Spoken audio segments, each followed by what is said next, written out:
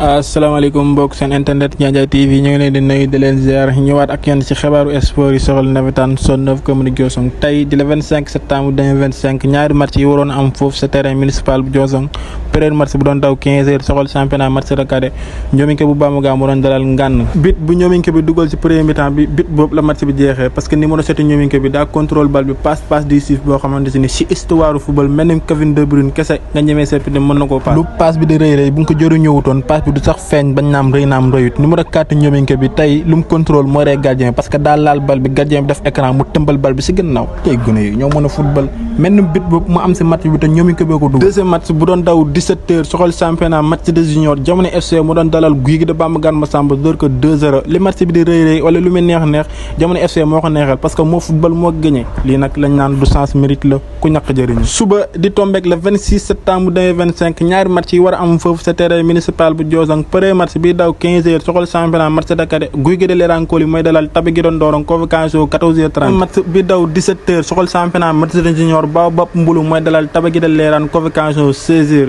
gars yi looloo fi root ci xibaaru sport yu soxal nawetaan zone 9 commune Dioussong gars yi ñu ngi leen di remercier seen compte YouTube bi matal na 1000 abonnés yi jërë ngeen jëf bu dul woon yéen ñun duñ dara li ñaan ngeen abonné ci compte bu bees bu TikTok bu Ndiadiaye TV bii nii parce que compte bu bees la compte bee dañ ko kii quoi dañ ko bannir quoi moo tax ñu ubbiwaat compte bu bees